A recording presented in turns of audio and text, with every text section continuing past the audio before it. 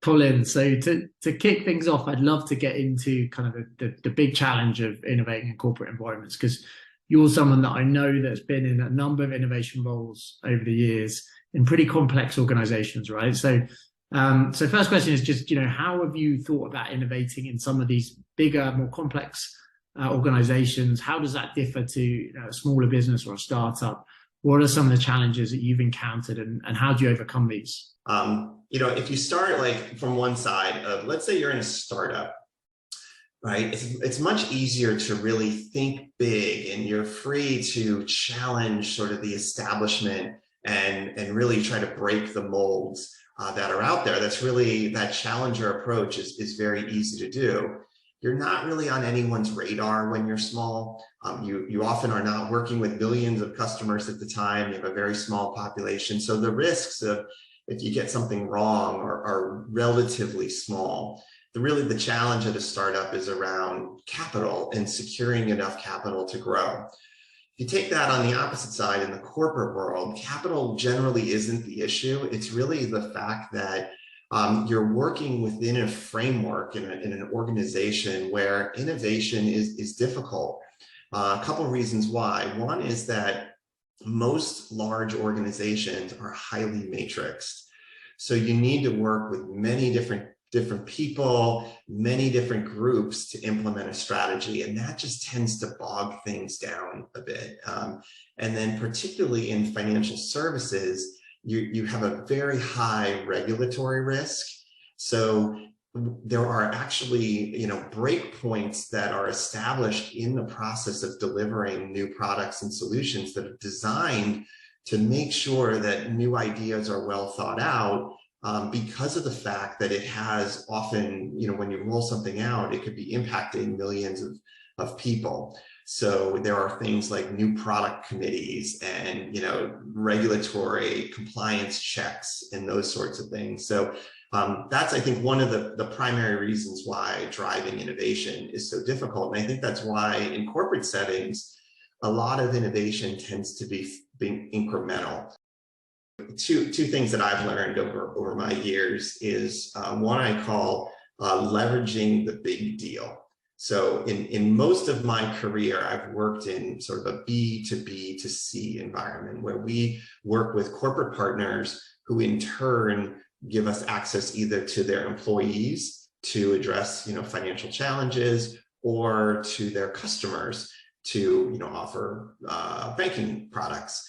And what I found in when you get into one of those highly competitive RFP situations where you've got multiple financial institutions who are trying to sign on to a big deal, that really creates an environment where the entirety of the organization is aligned to a single focus and there's usually capital and effort put in to align around driving innovation to be able to win that big deal. So really when you're in those competitive sales processes or renewal processes, I found that that's an example. So I'll use a couple of examples that I've gone through myself. Is back in my credit card days, we were working on a deal with Uber, and Uber had an extremely high requirement for the mobile app, as you could imagine, right? The application to apply for the credit card had to be fully integrated into the app. You needed to be able to see your rewards balance and actually redeem your points, for rides. It was very complicated. And it really forced us to up our game as it related to our mobile app. We would not have been able to implement the things that we did if it wasn't for that competitive environment in terms of trying to win that deal. And so, it was amazing to see and work with Uber in the level of focus that they had on just minimizing the number of clicks to go through an experience and really just forcing everything to be just 2 or 3 clicks deep. And when you're talking about applying for a financial services product, it can be a long process, and being able to kind of, expedite that was a huge opportunity for us to drive innovation that benefited the whole organization. The second one that I would say in terms of strategy that I've used to help drive innovation is to develop what I call an innovation playground, right? And so work with the internal stakeholders to identify initiatives that everyone identifies as sort of under the guise of innovation.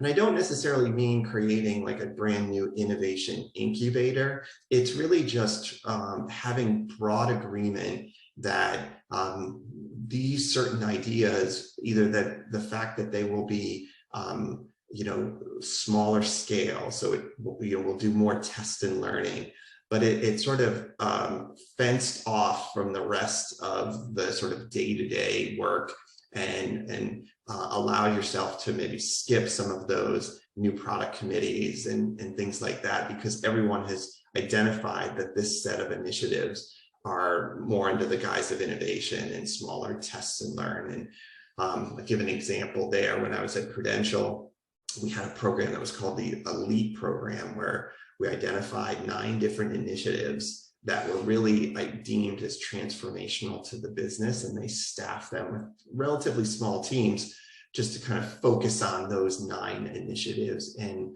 what was done, which I thought was really effective, that we worked with really our compliance, our legal teams, and there was a very clear line of escalation that if there was a concern about something that was being done, we went, really all the way up to the head of the workplace business and the head of our legal and compliance teams, and quickly got resolution to any of those concerns. And it allowed for a much faster movement of the ideas and in the process, because people understood that this was different than just all the other new product development work that was happening within the organization. So we talked about how it's hard at big companies to take risks. So I'm just curious, how do you get around that? How do you experiment and test and learn and accept failure when something doesn't go as expected?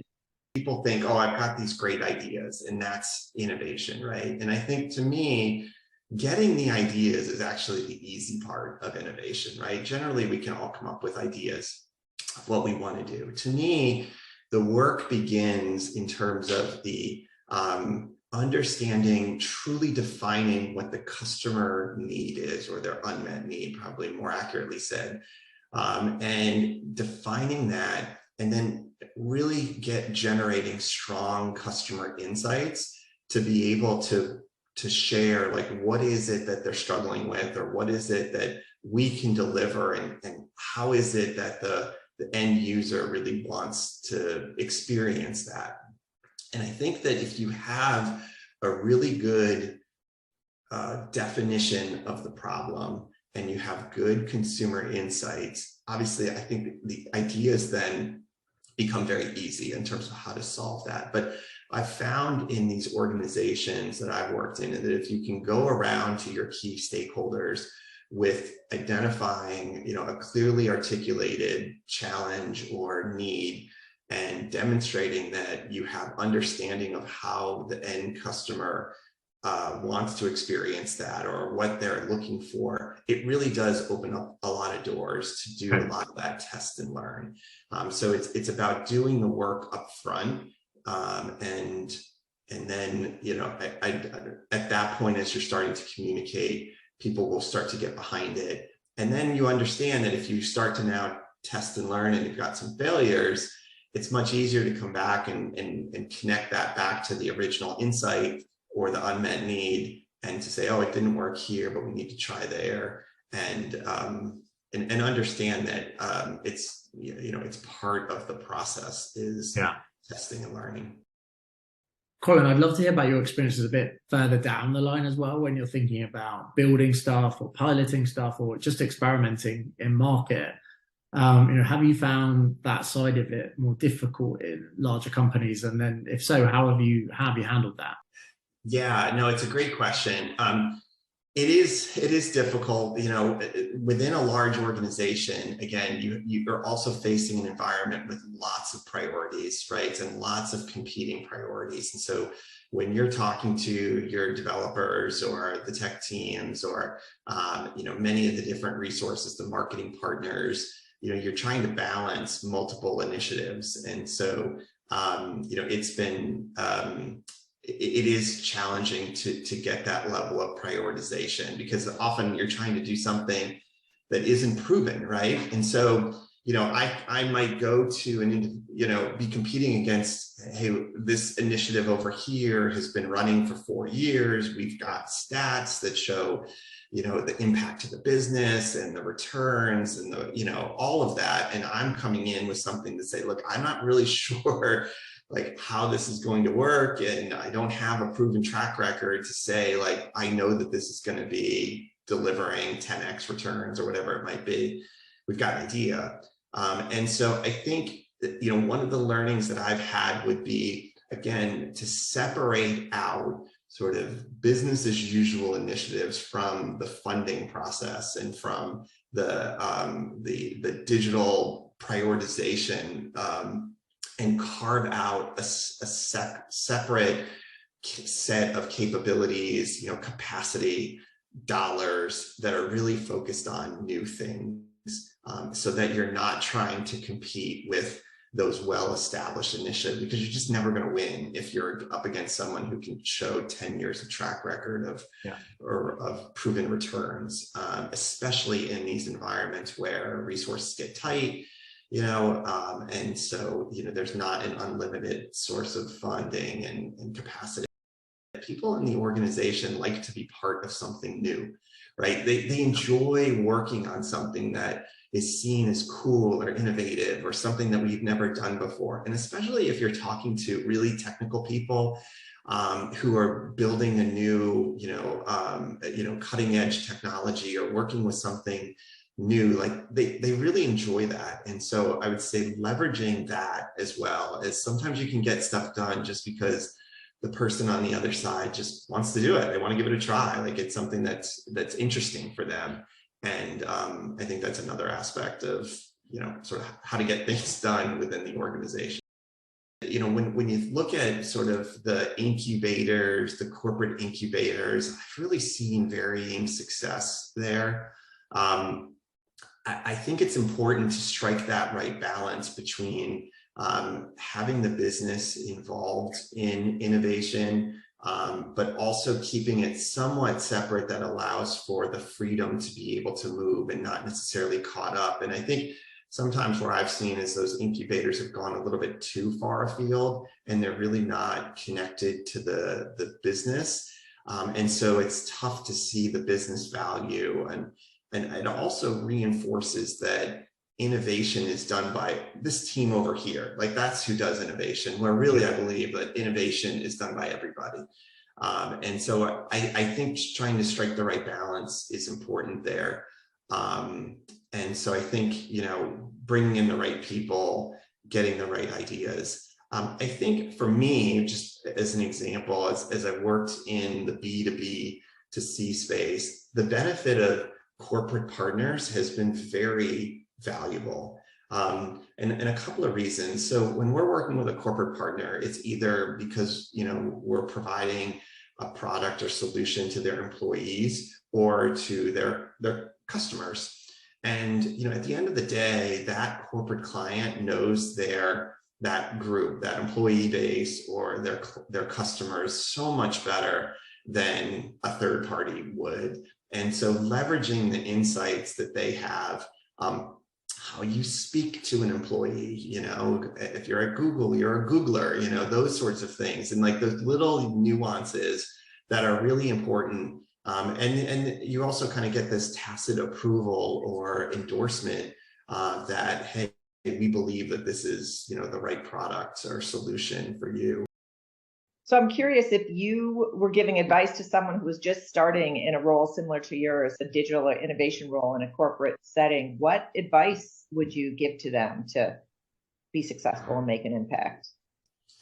Yeah, it's a great question. I mean, I would first say have fun with it, right? I mean, it is fun work, and sometimes it feels challenging, especially within a large corporate setting.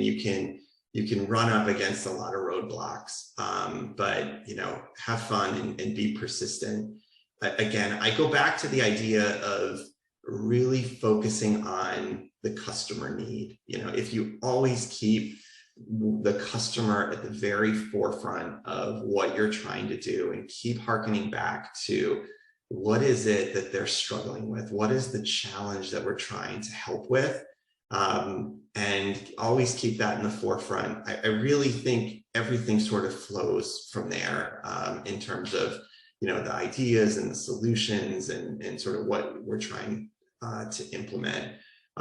So I think that's really important, and really making sure you're staying connected to the customer.